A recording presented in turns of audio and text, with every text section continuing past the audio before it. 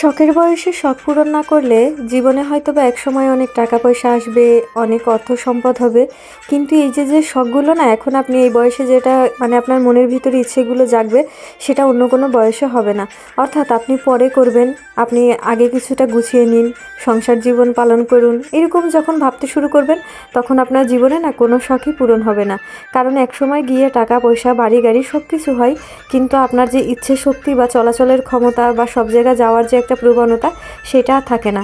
তা আমাদের ভিতরেও আমরা দুজনই ঘুরতে খুব পছন্দ করি, তো সেরকমভাবেই আমরা এবার বিদেশে যে যাব এটা আসলে কখনো ভাবিনি। যদিও সম্পূর্ণটা সম্ভব হয়েছিল মামির কারণে, কারণ মামি বলেছিল যে উনি মালয়েশিয়া সিঙ্গাপুর যাবে। তো যেহেতু মামি বলেছিল যে আমি একটা রেস্টুরেন্ট দিব, তো সেখান থেকে তোমাকে আমি একটা গিফট করব। অর্থাৎ জেপিএস ভেজ কিচেনের পক্ষ থেকে আমাদের মালয়েশিয়ার যে ভিসার যে খরচটা ছিল সেটা সম্পূর্ণটা বহন করেছিল।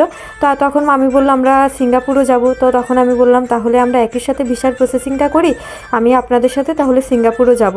যদিও এটা বাজেট অনেক বড় এবং যাওয়াটাও অনেক বড় একটা ব্যাপার, কারণ আমাদের সেরকম বলতে গেলে যে খুব বেশি ইনকাম বা সঞ্চয় এরকম না, কিন্তু যতটুকু সঞ্চয় করি বা যতটুকু রাখি ততটুকু দিয়ে ঘুরি ফিরি তীর্থ করি।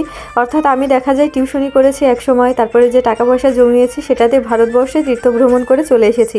এবার ধরুন কিছুদিন ধরে যা টাকা পয়সা জমিয়েছি সেটা দিয়ে এবার চলে যাচ্ছি সিঙ্গাপুর, মালয়েশিয়া। এরপরে আবার হয়তো বা টাকা পয়সা জমাবো, এরপরে আবার ইন্ডিয়া চলে যাব।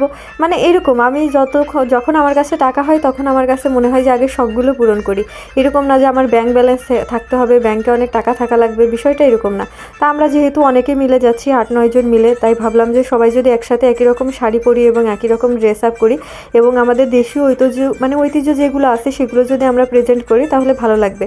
আর ওখানে গিয়ে আমরা ইচ্ছে আছে যে শাড়ি পরবো, তো সেই জন্য মামি আমি দুজনে মিলেই মার্কেটে চলে গেলাম এবং আমরা একসাথে কিছু শাড়ি দেখছিলাম আর খোঁজার চেষ্টা করছিলাম যেটা আমাদের দেশীয় ঐতিহ্য বহন করবে বা একটু দেশি দেশি ভাব থাকবে। তো সেরকমভাবে সব জায়গায় আমরা দেখছিলাম শাড়িগুলো, তো মোটামুটি শাড়ি পছন্দ করে আমরা নিয়েও নিয়েছি। এছাড়া কিছু ড্রেস, অনেক কিছুই কেনাকাটা অলরেডি শেষ, এখন শুধু ব্যাগ প্যাক করতে হবে আর কিছু কেনাকাটা বাকি আছে। তা আমার আর মামির মন মানসিকতা এবং চেনা যে পছন্দগুলো যেহেতু একই রকম, ওই জন্য আমাদের পছন্দ করতে খুব বেশি একটা টাইম লাগেনি, খুব সহজেই আমরা পছন্দ করে ফেলেছি। তো কোন শাড়িটা বেশি ভালো লেগেছে অবশ্যই জানাবেন, আর কোনটা পরলে ওখানে গিয়ে সবচেয়ে বেশি ভালো লাগবে। মামি তো বলে যে আমরা মালয়েশিয়া যখন টুইন টাওয়ারের ওখানে যাব তখন শাড়ি পরেই যাব। এছাড়া সিঙ্গাপুরেও আমার ইচ্ছা আছে শাড়ি পরে ঘোরার, তো দেখা যাক কতটা কী করা যায়। আর আমাদের প্রস্তুতি চলছে, কৃপা আশীর্বাদ করবেন যেন ভালো মতো ঘুরে আসতে পারি। তারপরে জগন্নাথকে দর্শন করে বাসায় চলে আসলাম। তো কেমন লাগলো অবশ্যই জানাবেন, আর কোন শাড়িটা ভালো লেগেছে সেটাও একটু জানাবেন, তো তাহলে দেখি আপনাদের পছন্দ আমার সাথে মিলে কিনা।